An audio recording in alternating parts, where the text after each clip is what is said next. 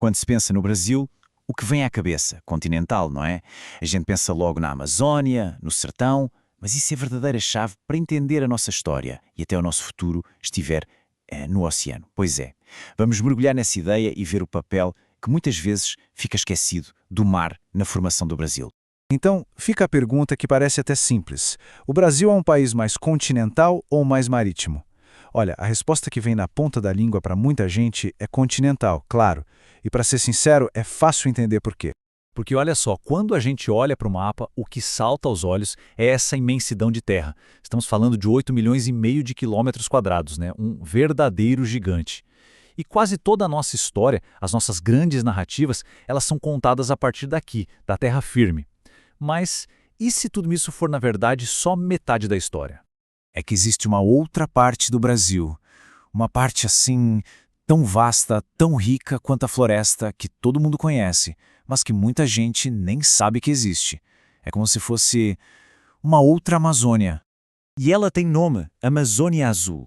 É uma área marítima sob a nossa jurisdição de quase 4,5 milhões de quilômetros quadrados.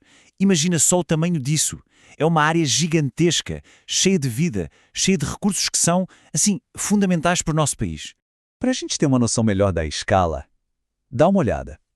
A Amazônia Azul acrescenta ao Brasil mais da metade de todo o território que a gente tem em terra. É basicamente como se a gente descobrisse um outro país, ali, sobre as águas. Um patrimônio que, na verdade, sempre esteve lá. E quando a gente fala que essa relação vem desde o começo, não é força de expressão, não. É literal. A própria existência do Brasil. Ela é resultado direto da aventura de navegadores. Dá para dizer, sem medo de errar, que somos um país que nasceu do mar.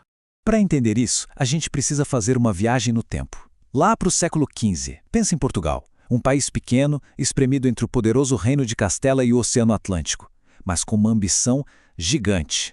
Eles queriam chegar no Oriente, negociar direto, mas por mar, contornando a África, e foi essa ambição que deu o pontapé inicial na era das grandes navegações. Só que a ambição sozinha não adianta, né? Precisava de tecnologia. E a grande virada de chave tecnológica da época foi a caravela, um navio super ágil, com as velas especiais que permitiam navegar contra o vento.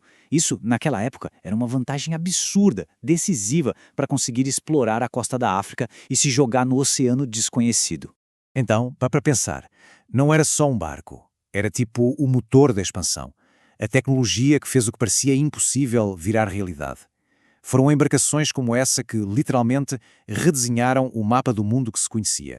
Mas a caravela não trabalhava sozinha, não. Ela fazia parte de todo um ecossistema naval. Tinha a nau, por exemplo, que era o gigante cargueiro, sabe? Feito para carregar as riquezas das Índias. E para proteger essa carga toda, tinha o galeão.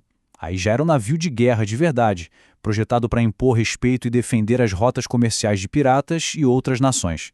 Agora, vamos avançar um pouco no tempo para ver como essa ideia de defesa se tornou fundamental. Porque, uma vez que o Brasil foi descoberto, ele precisou ser defendido. E adivinha onde foi o principal campo de batalha? De novo, o mar. A nossa história é cheia de momentos em que o Brasil quase se fragmentou. Tivemos invasões francesas, holandesas. Depois, já na época da independência, foi o poder naval que garantiu a consolidação do país. E até para controlar revoltas internas, os navios eram cruciais para mover tropas e manter a unidade, numa época em que estrada era coisa rara. O ponto central, então, é esse aqui. E essa citação resume tudo. A independência se firmou e se consolidou com a ação fundamental de nautas, a serviço do país. Ou seja, o mar não foi só a porta de entrada. Ele foi o pilar que segurou a unidade do Brasil. E olha que interessante, essa dependência total do mar não é coisa do passado, não. Pelo contrário, hoje a nossa economia, o nosso desenvolvimento, tudo isso está mais ligado ao oceano do que nunca. E essa ligação fica, assim, claríssima quando a gente olha para os números. Vamos pegar o primeiro dado, 95%. Isso mesmo. 95% de tudo o que o Brasil compra e vende para o resto do mundo passa pelo mar. Dá para dizer que a nossa economia literalmente flutua sobre as ondas. E não para por aí, não. Vamos para o segundo número, que é tão importante quanto 90%.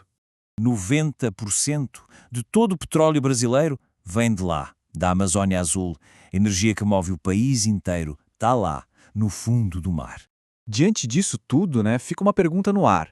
Se o mar foi tão decisivo no nosso passado e é tão vital para o nosso presente, o que é que ele representa para o futuro do Brasil? Bem, para a gente pensar nesse futuro, a gente tem que entender como o Brasil manda nessa área toda. De um jeito bem simples, funciona por zonas. Tem o mar territorial, onde a nossa soberania é total. Depois vem a zona econômica exclusiva, que dá direito de explorar os recursos até 200 milhas da costa. E ainda tem a plataforma continental, que estende esses direitos sobre o fundo do mar bem mais longe. Só que aí é que está o grande desafio. Toda essa riqueza depende de uma coisa meio frágil. Fronteira no mar é só uma linha imaginária no mapa. Não existe um muro, uma cerca. O que faz essa fronteira ser real é a presença constante, é a vigilância. E isso nos leva direto para uma frase muito forte do Rui Barbosa: esquadras não se improvisam. Quer dizer, proteger um patrimônio desse tamanho, tão valioso, exige planejamento, investimento, visão de futuro. A capacidade de defender os nossos direitos no mar, ela tem que ser construída hoje para garantir o dia de amanhã. O que nos deixa com uma pergunta final, meio incômoda até. Se o mar define o nosso passado, sustenta o nosso presente e guarda a chave do nosso futuro, por que será que, como nação, a gente vive tantas vezes de costas para ele?